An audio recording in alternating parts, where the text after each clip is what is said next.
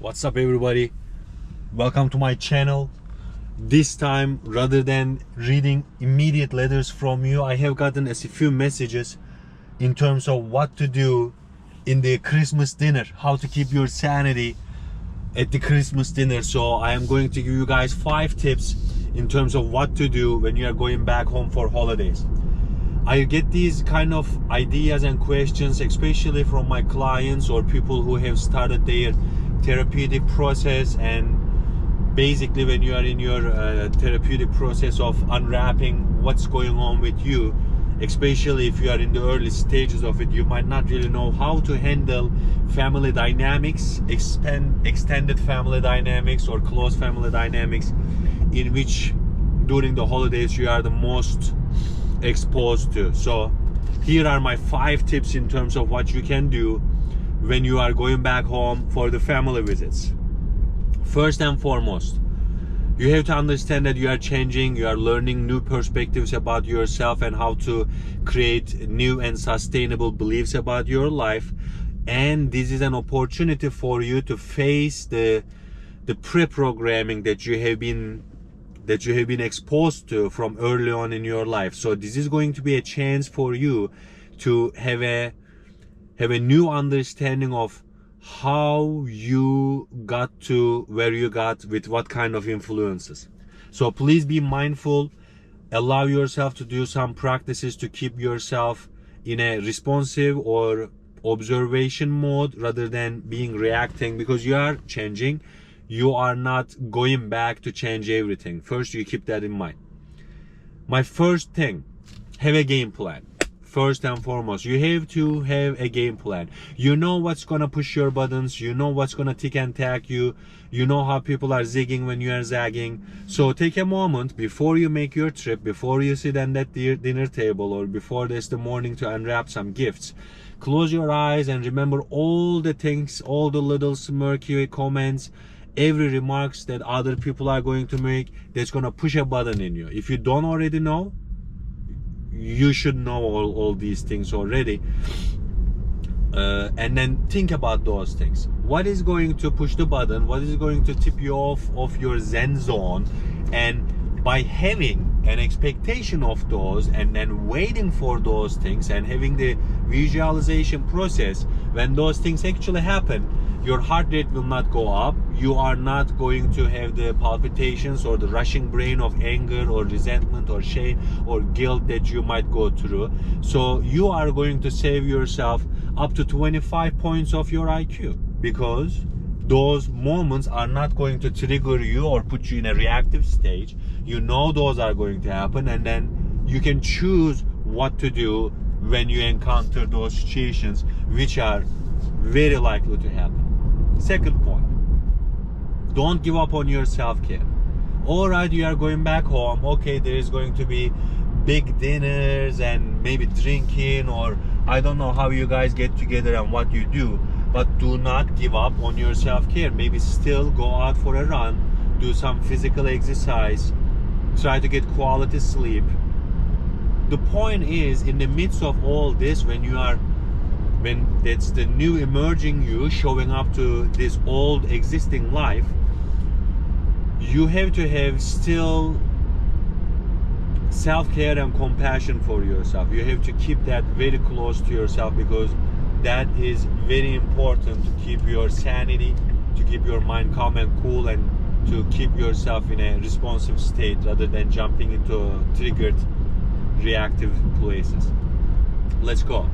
Healthy boundaries. You gotta have some healthy boundaries, and with boundaries, most people don't understand what is a boundary. Like, you try to put the boundary on somebody. No, you put boundaries on you first.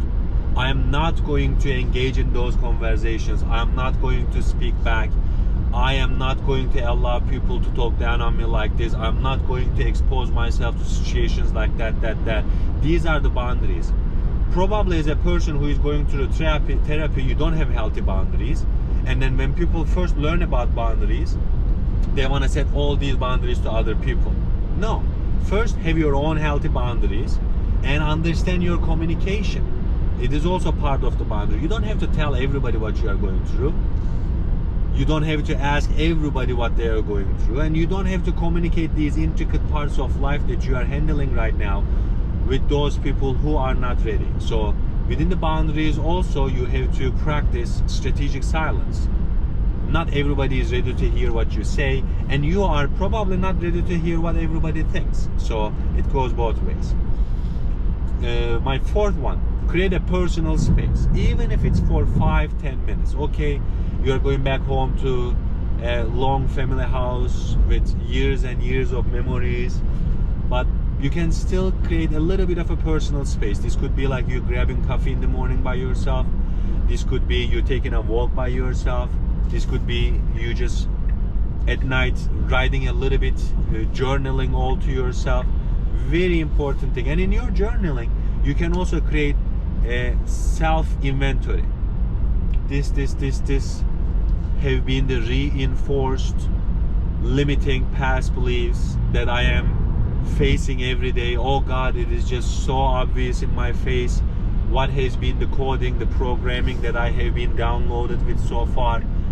It's a very important time actually, because the closer you are to your triggers, the more of a chance you have to go beyond those triggers. Every trigger is basically telling you a little bit of work that you should be doing, and you don't have to again communicate this with anybody. This is still for you. And finally, because I said 5 tips for you to keep your sanity for Christmas dinner, the 5th thing will be set realistic expectations. Okay, you are doing the work, you understand how important it is to have your feelings, to communicate your needs, to set boundaries. Everything that you have done in your therapy sessions are awesome, but you have to have realistic expectations that other people might not even want to do that kind of stuff. And in your mind, you should not be judging them. Oh, some people are not doing the work. Don't worry about other people. That's the most important thing in therapy you have to learn. If you want to change the world, you gotta change yourself. And you should not be driving yourself crazy because other people are so ignorant, so closed-minded. They are not really looking at themselves with courage and encouragement. None of that matters. You and your perception matters, so set realistic expectations. The fact that you have forgiven your father, it's not going to make him drastically different. The fact that you have came to terms with your mother and accepted, or you did this work with your brother-in-law, or understood that thing with your stepmom or father-in-law, whatever things you have gone through in your heart and in your mind, it's just in your heart and in your mind. They have not been exposed to it, and you don't even know if they are willing to go through it or not. So have realistic expectations, and maybe have a little bit of a closed eye or a closed ear, because you are changing. That's my final conclusion point. You are the person who is changing. They might not be changing. So respect that. Some people are entitled to their old ways. Some people are entitled to their traumas. Some people are entitled to their bigotry or ignorance or arrogance. Everybody is actually. The fact that you are trying to become a better person, you should not be looking down on them because they are not trying to become a better person. So keep your sanity, keep things to yourself.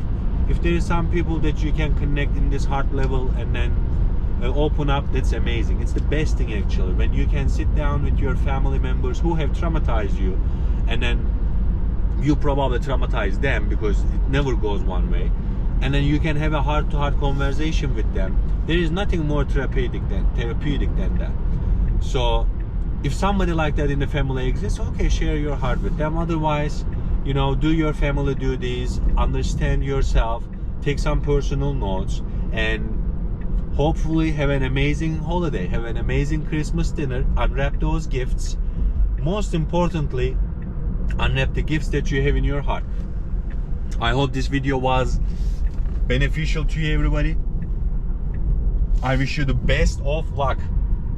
Happy Christmas, happy holidays, whatever holiday you are celebrating. I hope you have the best of it. And maybe with your attitude, with your understanding, with your calm, cool, collected, open heart, maybe you will inspire other people to do the work. If you have received value from this video, please share it with somebody. Write something in the comments if you agree, disagree, and subscribe to my channel. I'll see you in the next one.